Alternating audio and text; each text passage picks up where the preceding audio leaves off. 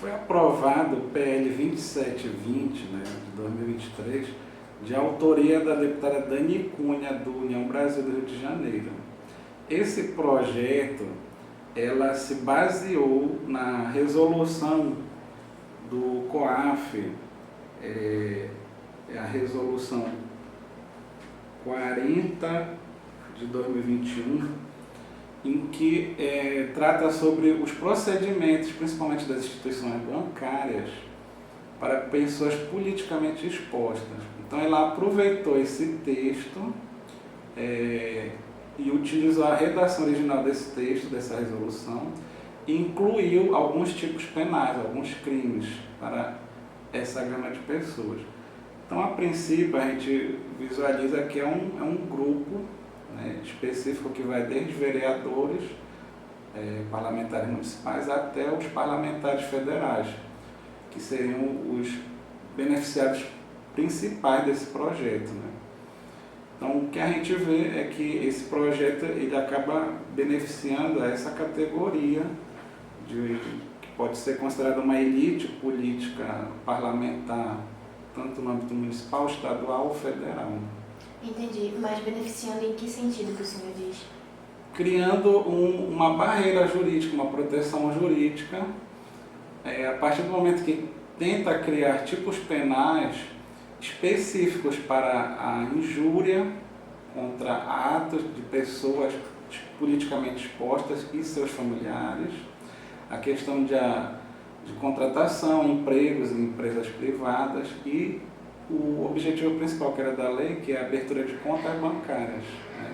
Tanto dessas pessoas politicamente expostas quanto os seus parentes, né, e os seus terceiros. A diferença é que ela amplia a ementa, né, que seria o resumo da lei, porque acredito que a opinião pública ela exerceu uma pressão até pela forma rápida com que foi aprovado, e aí eles ampliaram também a pessoas que estejam respondendo investigação preliminar, termo circunstanciado, a inquérito policial ou qualquer outro tipo de procedimento investigatório. Então acaba o bojo, né, desse projeto ampliando para também qualquer cidadão que esteja com proibição de abertura de contas digitais ou presenciais em instituições financeiras. O efeito principal é que passa a ter uma normatização, criando tipos penais, né, crimes no caso, principalmente para pessoas politicamente expostas e seus familiares, né? Então, a gente acaba pegando pelo preceito que está na Constituição, que todos são iguais perante a lei, e vendo que os parlamentares atuam com projetos em benefício próprio, com interesses próprios, né? Então, de certa forma, a gente não pode deixar de considerar que esse projeto de lei, o bojo original, era favorecer uma classe, uma categoria de pessoas, né? Mas depois, em função da pressão da opinião pública, acabaram incluindo outras categorias, né, como pessoas estiverem respondendo processo, termo circunstanciado, e acaba sendo a qualquer cidadão. Até porque, pela Constituição, as leis devem ser o mais ampla e genérica possível, e não buscando atingir só uma categoria, como se existisse só uma casta superior, né, uma classe superior e outra inferior. Mas, de certa forma, concluindo esse raciocínio, esse projeto acabou pela demanda, né, da opinião pública, principalmente o papel da imprensa, fazendo com que fosse ampliado o objetivo dele, e não ficasse só para os politicamente expostos, né? Com relação, eu acho que a pergunta é com relação a criar um tipo penal, no caso de injúria, né, que esse projeto acaba criando um crime de injúria para pessoas politicamente expostas. Já existe esse crime da injúria, da difamação, calúnia, né, difamação no Código Penal. E justamente como eu falei anteriormente, todos são iguais perante a lei. Então esse crime serve para todo cidadão. Só que aí eles transformam numa penalidade mais gravosa, para ficar de 2 a 4 anos, essa punição. E aí, de certa forma, indiretamente a gente pode ver que a democracia pode estar sendo tolhida, né? Quando pessoas e o cidadão comum não puder criticar a conduta de pessoas ligadas a políticos.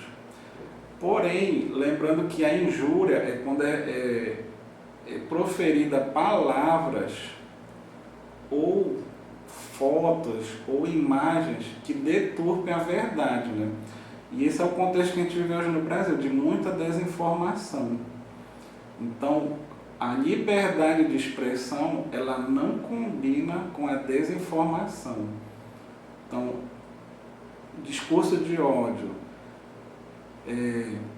inverdades e injúrias, elas têm que ser realmente reprimidas, mas não para uma classe específica da população. E sim, mais uma vez dizendo, é o princípio da igualdade que a Constituição prevê, né?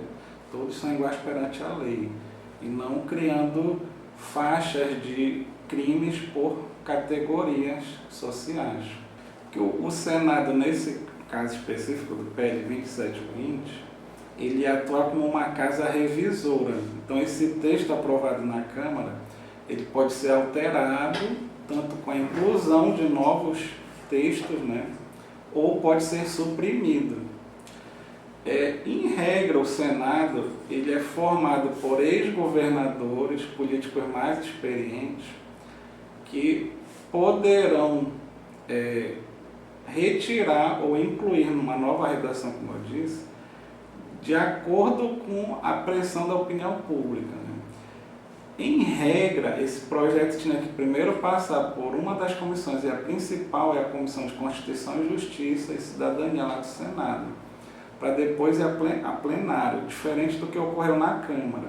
Porque como esse projeto ele inicialmente tratava de uma alteração no Código de Defesa do Consumidor, ele foi para a Comissão de Direito de Defesa do Consumidor. E aí foi por meio de um artifício previsto no regimento interno da Câmara, foi aprovado em plenário. E aí por isso que a votação foi rápida. Então, em resumo, o Senado Federal tem uma postura mais conservadora de análise desses projetos e de revisão dos textos, né? A não ser quando os pedidos vêm do Poder Executivo, que ele acaba atuando muito mais como uma casa que só chancela, só aprova os projetos já enviados, né? E aí você não perguntou, mas tipo, se o projeto for alterado no Senado, ele vai ter que voltar para a Câmara para também revisar ou fazer emendas substitutivas, aglutinativas nesse texto original.